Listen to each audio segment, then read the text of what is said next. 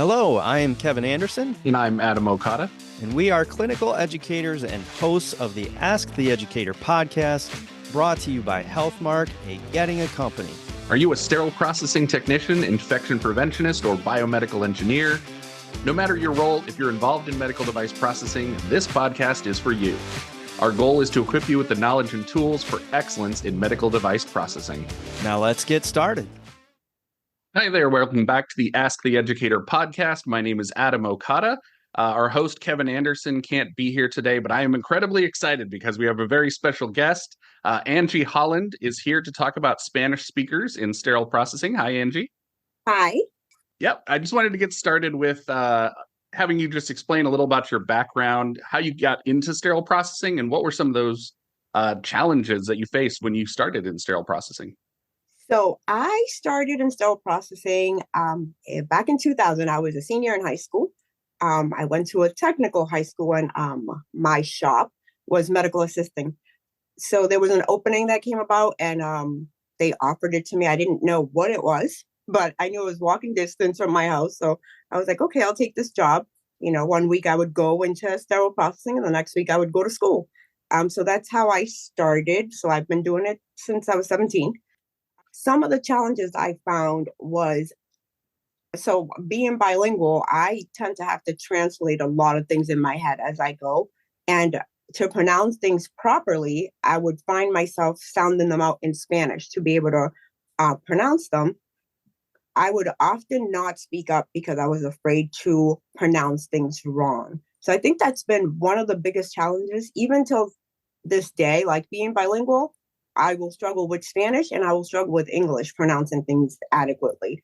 And I can say that I'm not the only one. I've had many techs that are afraid to speak up because of that barrier. So were you a native Spanish speaker, like that was your first language and then had to learn English later? So I was born in Massachusetts, but my mom was, and she still is, one of those moms who's like, you don't speak English in my house. You learn English in school, you will speak Spanish at home, which I have to thank her for it. Because she also moved between Puerto Rico and Mass back and forth. So I had to learn to master both languages, writing, reading, and being able to like explain things in Spanish and English. So I have to be grateful for that. Like she just put that in our heads. Being bilingual will open doors for you. I am currently trying to learn Spanish. And in my later years, trying to learn a second language, I've put in probably, 300-400 hours of trying to learn Spanish, but it's not an easy transition. There's a lot of like pausing and trying to think about, okay, well, what is that word? What does it translate to in English? And I'm sure it's that way in reverse, where you're trying to pick up this jargon in sterile processing, it can be very kind of time consuming. It's not like just an immediate thing like native speakers. Sometimes there is a little bit of translation, right? Yeah, it's definitely interesting, even with the medical terminology, translating that into Spanish with so many different dialects. So they say so I'm Puerto Rican. So they say in Puerto Rico, we speak English. It's what's spoken. So a lot of our words are actually English words. They're not like, we don't say like a hamburger, we'll say hamburger. So we're pronouncing it in Spanish, but the actual name is hamburguesa. So there's a lot of things that I've had to learn in order to translate some of the content that I've translated for sterile processing. Yeah, I'm sure the terminology, medical terminology, and all the kind of industry jargon that we have can be a very difficult thing. One of the experiences that I had as a manager was I went in and managed a hospital where it was primarily Spanish speakers that had learned English as a second language. And there was a lot of language barriers when they were answering the phone. The OR, occasionally would have complaints and saying they can't understand them and things like that. So I understand on a department level some of those challenges and some of the reasons that it can be very difficult as learning a second language. And like you said, I went to Puerto Rico and I tried to speak Spanish when I was there, but it did not go well. So I understand, completely sympathetic to that learning another language thing. What are things that managers or leaders can do when you have Spanish speakers and they're trying to learn a second language? How can we help them on that department level to get acclimated and to feel comfortable doing their jobs? I've brought this up a few times. I think having things in audio and making sure that your staff is like acknowledging, like repeating things to you so that they understand. Because a lot of times what they do is they'll walk away from a conversation, but they didn't understand what you said to them. So don't just hand them like an exam and say, here you go, take this, or just hand them like, I don't know, continuing education stuff, because they will not, they'll struggle with it and they will be afraid to ask for help. So having things in audio and having a lot of visual things, I would also advise for facilities to team up with community colleges when it comes to English as a second language. I think that that is a great resource to have that available to them, and to point them in the right directions. But yeah, audio and visual things. And I mean, we're hands-on learners, which is why a lot of the technicians that are bilingual they're really fast, if you ever notice, because they're like very hands-on, just like, don't talk to me, let me do it. Once they understand it. But yeah, audio and images are probably going to be your best friend. Yeah, no, I think that's great advice. And I love what you said about teaming with community college. There's a lot of resources there that are available to you. I know AI is coming out where, they have things like Google Translate and things that can kind of help that translation. Probably won't help with medical terminology and jargon as much, but in everyday conversations, can help be a helpful tool that you can use. I know one of the techs that I worked with, it was one of my first jobs when I started, 15 years ago or something. It was probably the best tech I'd ever worked with. He was so smart. I believe he was a doctor or some type of he was a dentist or some anesthesiologist. I can't remember what his exact job was. And he was from an Asian country. And then when he came to the US, he had to take jobs in sterile processing. And he never felt comfortable on the phone. He was totally great at doing the job. He knew what sterile processing was. He knew how important it was, but he never liked answering the phone. And I think had we had, and I wasn't a manager at that point, but if we had had more tools like you were describing, that could really have helped him understand everything that was going on a lot better.